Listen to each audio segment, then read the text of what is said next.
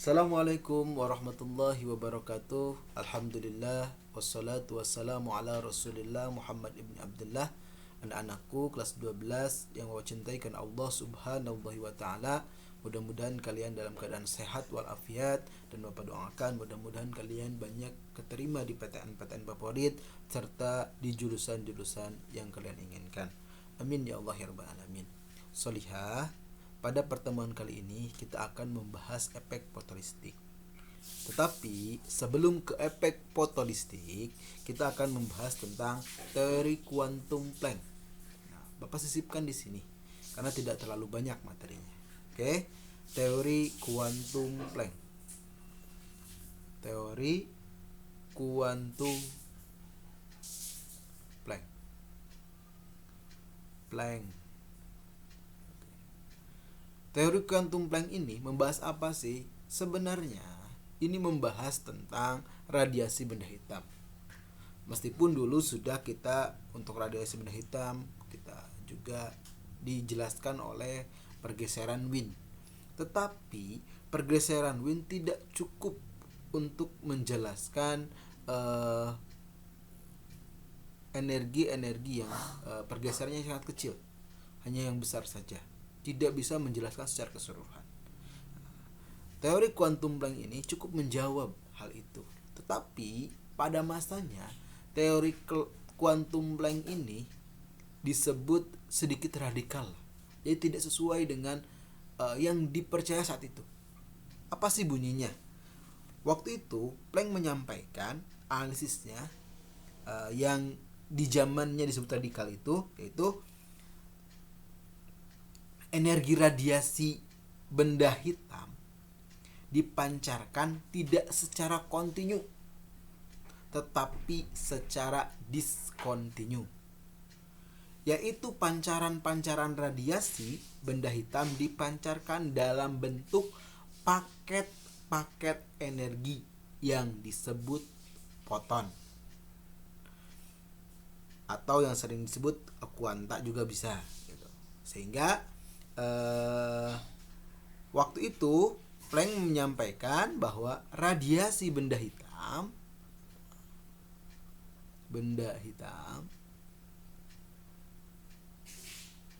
dipancarkannya tidak kontinu,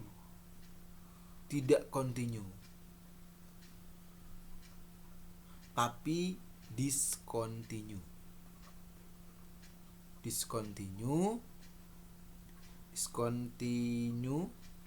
dalam bentuk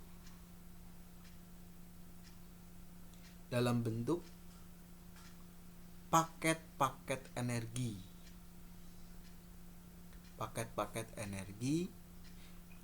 yang disebut kuanta,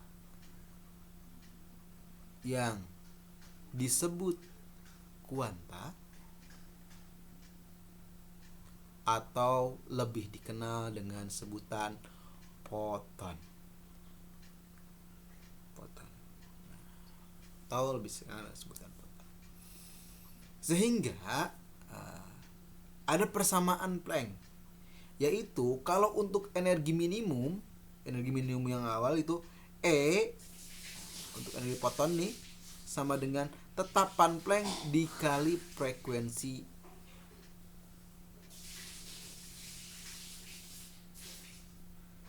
dengan tetapan Planck nilainya berapa? Nah, tetapan Planck nilainya adalah 6,63 kali 10 pangkat min 34 joule second.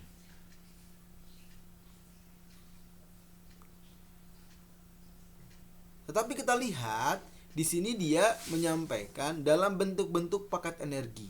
Kalau energi fotonnya ada kuantanya itu ada beberapa, ada satu, ada paketnya ada satu, ada dua, ada tiga, maka kita juga mengenal dengan persamaannya E sama dengan N HF. Dengan N ini, nah ini apa? N ini adalah bilangan kuanta. Nanti kuantanya ada berapa? Boleh. Ini adalah tentang teori kuantum Planck. kuantum Planck. Jadi nilainya pasti kelipatan suatu bilangan. Ya. Ini Kak nanti berbentuk angka ya ini. 1 2 3 4. Oke. Jadi ini yang ini adalah minimum atau energi foton minimum ya. Energi foton, energi minimumnya atau setiap foton energi minimumnya. Kalau yang ini bergantung kepada jumlah fotonnya ada berapa, jumlah bilangan kuantanya ada berapa. Oke. Itu tentang teori kuantum Planck. Oke, kita masuk ke efek fotolistik. Oke, kita hapus dulu. Oke. Efek fotolistik. Efek fotolistik. Oke. Listrik. Oke. Dalam efek fotolistik ini sebenarnya kejadian seperti ini. Kalau kita punya dua lempengan logam, ada dua lempeng logam, yang satu katoda, yang satu anoda. Jadi kalau kita bahasakan, efek fotolistik itu adalah logam yang disinari cahaya sehingga mengeluarkan arus listrik. Di sini dalam bentuknya elektron. Dalam bentuknya elektron. Elektron yang bergerak itu kan arus listrik. Sehingga gini. Di sini ada 3 kata kunci, ada logam, ada cahaya, ada elektron. Elektron yang bergerak menghasilkan arus listrik. Oke. Logam ini ada 2, ada katoda, ada anoda. Di katoda ini ada beberapa banyak elektron-elektron. Biar elektron ini bisa keluar terus bergerak ke anoda, elektron itu biar bisa bergerak ke anoda, maka dia disinari cahaya. Disinari cahaya. Ingat, cahaya itu merupakan gelombang elektromagnetik. Dan di setiap cahaya itu ada partikel-partikel, yaitu partikel foton. Ada foton. Nah, foton ini menabrak ke katoda sehingga elektronnya keluar dan menuju anoda. Sehingga di sini di rangkaian ini timbullah arus listrik karena ada elektron yang bergerak. Prosesnya seperti itu, efek fotolistik itu. Sehingga kita akan coba cek dari kata-kata kunci ini apa saja sih besarannya. Yang pertama kita cek di logam. Terkait dengan logam. Di logam ini dia mempunyai nilai ambang batas bisa mengeluarkan elektron. Nah, di logam ini ada nilai ambang batas minimum. Batas minimum atau ini juga fungsi kerja logam boleh. Fungsi kerja logam W0. Fungsi kerja logam di sini persamaannya adalah W0 itu tetapan Planck dikali frekuensi ambang logam. Atau boleh kalian juga menuliskan H tetapan Planck kali kecepatan cahaya dibagi dengan panjang gelombang ambang logam. Ini untuk mencari nilai ambang logam. Sehingga kalau energi, ini energi ya, energi nilai agak lombang. Sehingga kalau energi foton yang dipancarkan lebih kecil dari energi ambang logam, maka foton-foton elektron-elektron ini tidak akan keluar dari logam katoda, tidak akan bergerak ke anoda. Maka energi cahaya itu harus lebih besar dari energi ambang logam agar elektron bisa keluar dan menuju ke anoda. Itu yang ada di logam. Ini persamaannya. Oke. Selanjutnya kita akan cek yang ada di cahaya. Ini ingetin ya, yang ini ingetin. Kita akan cek yang ada di cahaya. Oke. Yang ada di cahaya itu ada apa? Ada efek foton. Energi foton. Maaf, efek foton. Di cahaya itu ada energi foton. Energi foton yang di Planck itu persamaannya ya sama, yaitu E, yang lambangnya E ya, ini adalah H dikali frekuensi. Atau boleh kalian tuliskan E C per lambda. Oke. Ini yang ada di cahaya. Sehingga ingat, energi ini harus lebih besar daripada nilai ambang logam yang tadi. Sehingga dengan energi cahaya lebih besar bisa mengeluarkan elektron dari katoda, yang elektron itu bakal menuju anoda. Kita gambarkan lagi di sini. Oke, ini katoda, ini anoda, sini ada elektron disinari. Selanjutnya tadi itu kata kuncinya yang ketiga adalah ada elektron. Nah, elektron ini ketika keluar dia akan bergerak dari katoda ke anoda, berarti dia mempunyai nilai V. Kalau mempunyai nilai V, maka dia akan mempunyai energi, yaitu energi kinetik. Nah, maka ini akan mempunyai energi kinetik. Tetapi energi kinetik di efek fotolistik tidak sama dengan setengah mp kuadrat. Kalau dibahasakan, diterangkan kayak gini. Bapak punya satu lempeng.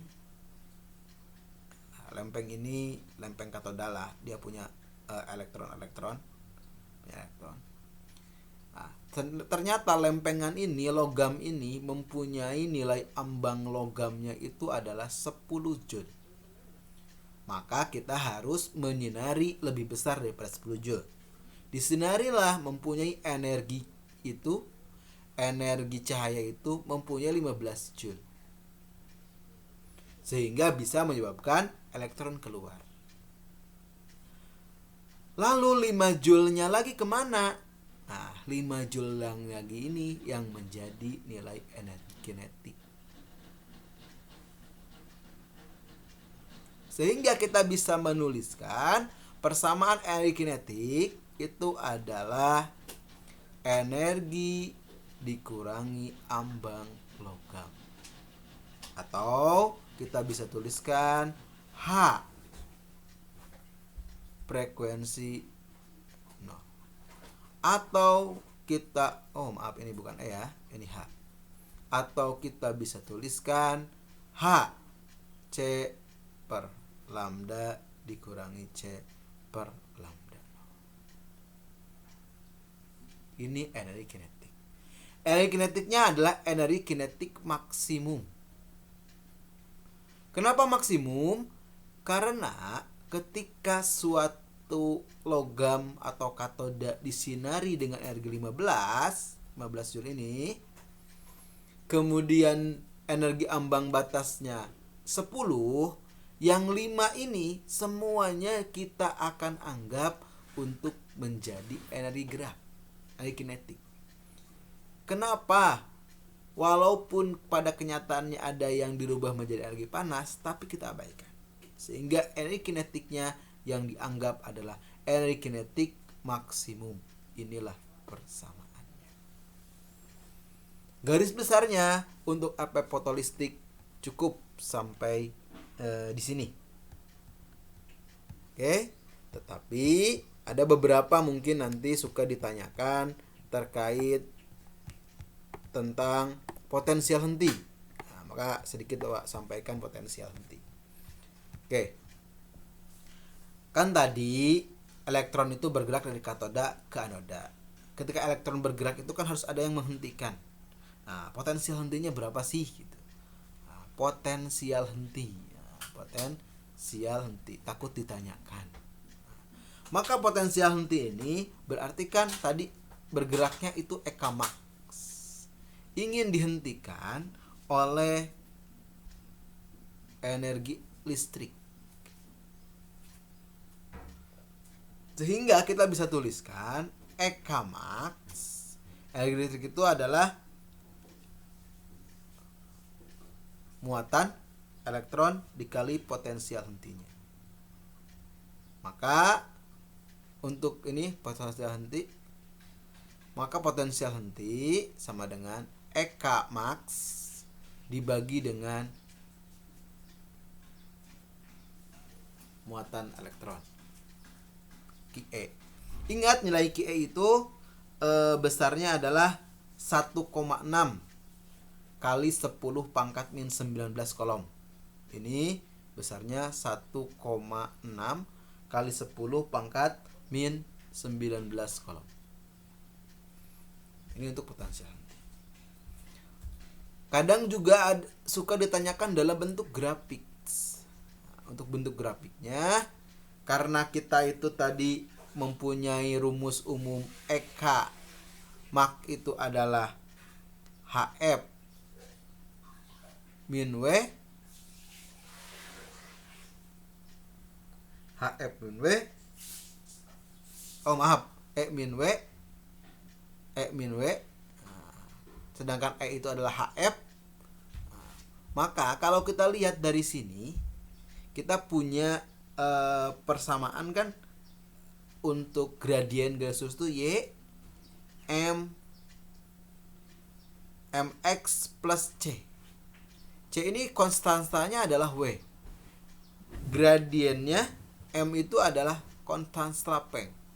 Maka kalau kita lihat ke sini, kalau menanyakan grafik, grafiknya berarti grafik energi terhadap frekuensi, maka dia grafiknya berbentuk garis lurus.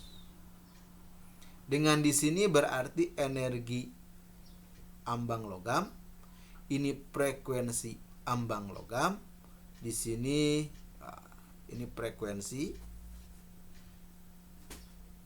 cahaya yang datang, ini adalah Ekamax.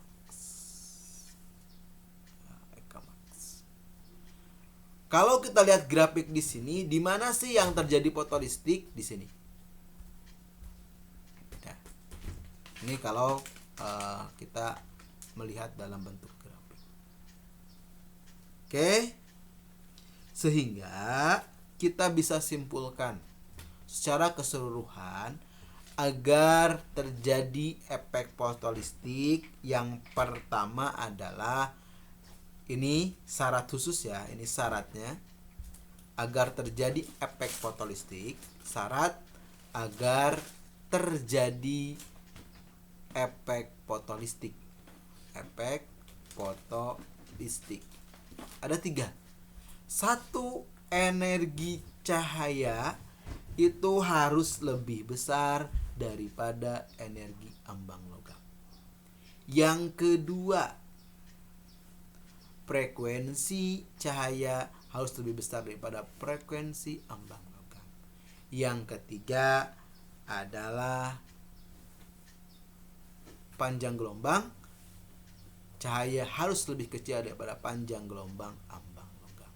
Tiga syarat ini syarat mutlak untuk terjadinya efek fotolistik. Oke, itu untuk efek fotolistik. Tetapi takut ada soal yang menyampaikan atau mengaitkan dengan intensitas cahaya.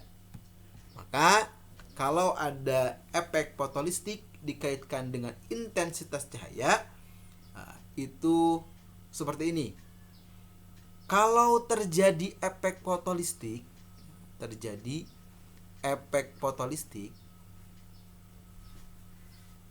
maka intensitas cahaya akan menyebabkan arus nambah besar. Kenapa bisa?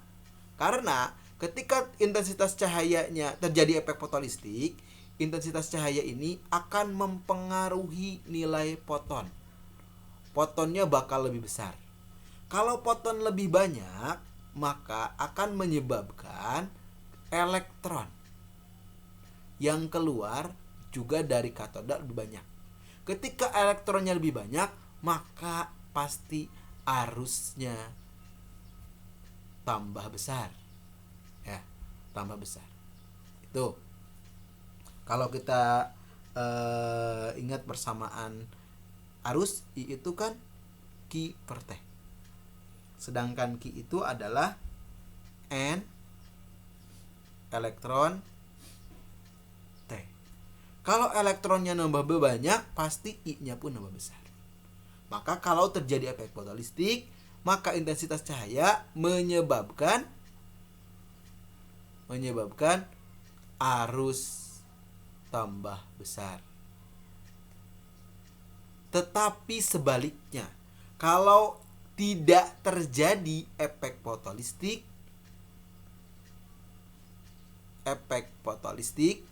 karena energinya tidak cukup untuk menggerakkan elektron,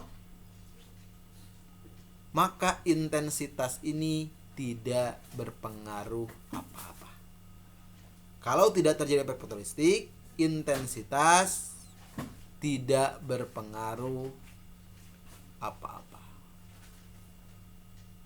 Berpengaruh terjadinya efek fotolistik. Efek fotolistik. Oke. Tuh untuk bab ini kurang lebihnya mohon maaf. Assalamualaikum warahmatullahi wabarakatuh.